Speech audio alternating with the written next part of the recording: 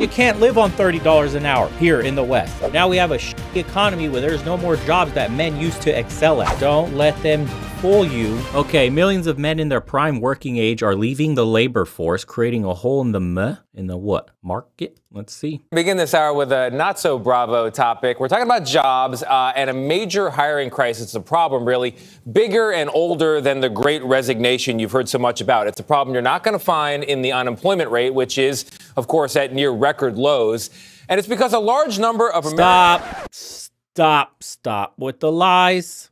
Who believes the kooky numbers the government puts out on unemployment rate? They don't count unemployment the same. If you're not out looking for a job, they say you're not unemployed. You're just not looking. Back in the days when we used to actually count numbers correctly, anyone who is not actively working is unemployed. That number is far higher than 3.5%. Of course, it's CBS though, mainstream propaganda news. Near record lows.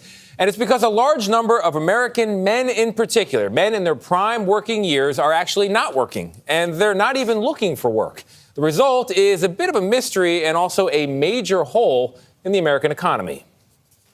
My name's Mike Rowe, and this is my job. Of all the jobs he's done over the past 20 years. Now get ready to get dirty.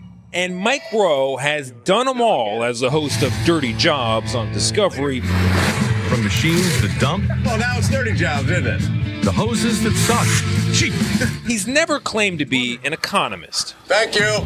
But while taping the series during the Great Recession of 2008, he did notice something important. All anybody was talking about was the number of people who were out of work. But on Dirty Jobs, even then, everywhere we went, we saw help wanted signs.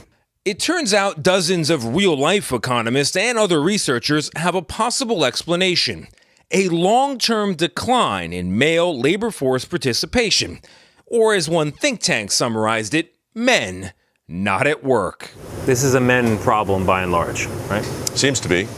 Look back to the 1950s, and 98% of men in their so-called prime working years had a job or were looking. Yeah, that's before corporations took over our government and sold everybody out by offshoring every single factory job we ever had. Manufacturing left America, ergo left men in destitute. Now we have a shitty economy where there's no more jobs that men used to excel at. We have a gig economy. We have a part-time economy. We have a service economy. Receptionists. What is it? Like cubicle rats that do nothing in a corporation. Doormen disappeared. Now we have what? Uber's left. Another gig economy thing. A lot of people are doing Uber just to make it. Somehow it'll be men's fault though. Watch. Looking for one. That number has fallen ever since, to the point where today more than 7 million men have essentially dropped out. Men need to man up and go back to work. Yeah, it's the she economy. Of the workforce. We've given a lot of people a lot of options. And incredibly, one of those options is do nothing. Do nothing. Rowe and I met at Empire Metal, a fabrication and finishing shop in Queens, New York. And where, much like manufacturing shops nationwide, finding skilled workers like these is a growing challenge.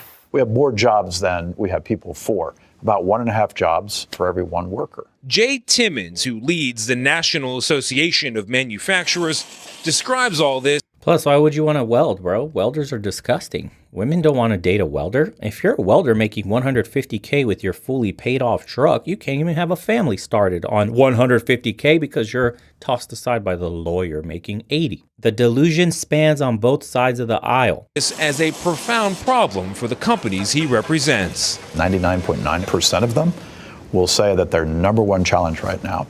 We have a society that says blue-collar work is disgusting, that says men in the trades are unattractive. Top-down society, when you get to high school, pushes you into college, tells you that if you don't get a college degree, you're going to end up being a nobody. You're a loser. That's causing selective pressure on both men and women. Is being able to fill those open jobs. So you are here as a representative of more than 14,000 manufacturers in these United States. And the number one problem for 99 out of 100 of them is filling jobs. Yeah. I never thought I'd be able to say that. But now it's kind of an all hands on deck. We've got to fill these jobs that are open. And there are nearly 800,000 of those jobs open right now, according to the latest federal count. a number that surged in recent years as companies reinvest in American-made products, or try to anyway. And with manufacturing workers earning more than $30 an hour on average, Timmons says the problem is not pay, but perception. No, it's partially that. Don't let them fool you. Yes, perception, we just talked about that being a problem. Pay is also a problem. 31 is not enough for the average. Should be making way more. If you factor in inflation and the prices back in the 50s when your grandpappy was doing a factory job, that shit should be at like near $100. $30 an hour isn't shit in today's world. You're barely making it. And you want me to barely make it in factory conditions too? You're not attracting workers because you're not paying enough. Of course, they'll blame men. It's the corporations. Bump that job up to $100 an hour starting. I bet you they fill every one of those positions right away. Give people full benefits day one the moment they step in the factory. Bet you they start filling these positions. Troy Caviar, thanks, brother. Social justice will make you guys in the U.S. poorer. It's long-term degrading. Look at Argentine case. We were one of the most richest countries in the world. I have to read up on that. It used to be dirty, dark, and dangerous. Today, it's very sleek. It's very technology-driven. And that's what we saw when we visited Electrosoft, a company outside Philadelphia that makes circuit boards for everything from missiles to submarines. So over there is the quality area where we do first piece article testing, final testing. But CEO Carla Trotman says they could be doing more if only she had the workers to do it. How many people work here right now? 30. How many people do you wish worked here right now? 45.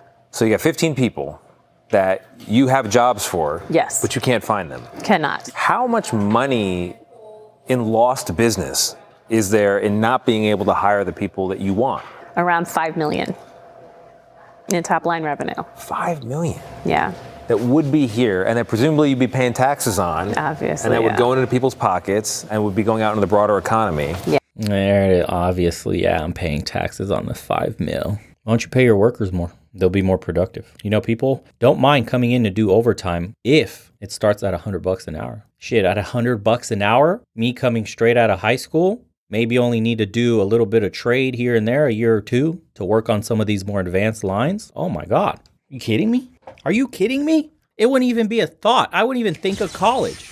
100 plus overtime. $100 an hour plus overtime. Nope. Come on, boys. Profits over people. Don't forget it. Diller, thanks, brother. Adjusted for inflation, blue-collar workers are making 12 cents more per hour than in 1972. There you go. And the inflation, the cost of living in general is so much worse. So that 12 cents more an hour doesn't translate. You're negative. You're earning less than your father was doing his factory work 70 years ago. Wild. 60 years ago, yeah. Yeah. What is your theory about where those 15 people are right now? I honestly have no idea where they are. So imagine that. Just to take a second here, because this is something we have to drill home. Adjusting for inflation, you're only earning 12 cents more than your pappy was at in 1972, working at the same factory, essentially. We are making way less because he's not paying $10 for eggs. He's not paying $5 for gas. They were paying 80 cents for gas back then, 70 cents, 80 cents. That's what eggs were like 99 cents. Do you have any idea if you priced in groceries, gas, rent, housing, insurance, all that with 1972 prices, how attractive $30 an hour would look? The world is mad today. $4 for bread. Yeah, man, that 30 they're talking about, the $30 an hour. It's so good. I don't know why we can't get people, because you can't live on $30 an hour here in the West. Not when you're trying to raise a family, not when you have a kid, not when you have a wife, not when you have costs like daycare, all this other shit, man, it doesn't reach. Your dollar doesn't go as far. She suspects some people may be sitting out because of a recent change in the way many of us look at work. I think it's fulfillment. I think it's culture. I think people really want to feel as though they are appreciated. I mean, Beyonce's song, she said, release your job. A lot of people release their jobs. They don't, and they realize, I mean, it's an overall feeling of being fed up and being taken for granted. But there's more, according to one economist. Some non-working men face a skills mismatch. A third have criminal records, making them ineligible for many jobs and making employers hesitant to hire them. and many rely on safety nets such as disability. So you may wonder, what are these guys doing instead of work? Well, kind of what you might expect. Spending nearly 7 hours each weekday on average relaxing, playing games, and watching TV. So how is it, from where you're sitting, from your understanding, that people can do nothing all day and still have enough money for a bag of chips? Oh, well, it's almost as though some entity is paying them. It's almost as if somebody is not letting them fail. It's as if some giant parent somewhere has... An uncle, maybe? Could be a rich uncle. Yes, could be a very wealthy uncle. Or it might come down to values. As many public schools have stopped offering shop class, many students have stopped even considering jobs like the ones Roe has spotlighted, dirty or otherwise. It goes back to the stigmas and stereotypes and myths and misperceptions that are keeping guidance counselors from talking about opportunities like this to the kids in their care. It's those things that are keeping parents from putting all the options on the table. How big of an issue is it to have this many people sitting on the sideline? It's only a matter of our national identity. I think it's a giant issue. And by the time we realize how big an issue it is, we're going to have a hard time turning the temperature down. It's a fascinating story. 7 million men. And they're watching 7 additional hours I was of going to TV say that. and relaxing. Yeah, per that day. figure got me. It's wild. Are the women in their lives or the partners in their lives working? So this is where it gets a little bit political. People on the right will say these guys are just living off government largesse. They're getting disability, they're benefiting from aid, and that's got to be reformed. And people on the left say they just need to be trained up. And yeah, in the meantime, they're living at home or they're depending on partners. You mentioned this skills mismatch, and it just made me think, my grandfather was a machinist, which is a highly skilled job. Not anybody, you have to be trained to do that. Mm-hmm. And I don't know a lot of machinists now in 2023. And I wonder if people are being trained for that. And he mentions Mike. So Mike Rowe has a foundation called Mike Rowe Works, where he does give people scholarships for that kind of training. That's part of the issue. But like Carla Trotman, the woman in Philadelphia who runs the circuit board manufacturing facility, she'll train you herself. If you're in the Philadelphia area, they're looking for 15 people there. It pays well. It's a nice, clean, quiet place to work. Yeah, at CBS Morning, what do you expect? Out of touch, ivory-dwelling sociopaths. Nailed it. So go there. By the way, some people think, oh, maybe these guys are doing more stay-at-home dadding. That's an optimistic. They're not. Dadding? I looked at the numbers. Shauna Thomas, our executive producer, brought this up. In fact, these guys who are not working and not looking for work are spending less time caring for other household members than the guys who are at work.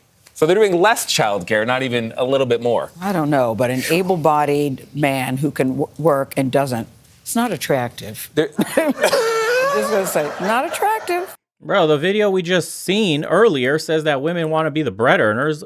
Women want to make at least as much. Don't need no man to take care of them. Would love to have a man to stay home because I'm not trying to raise kids. I want to earn money. These are people that are out of touch completely with the state of society today.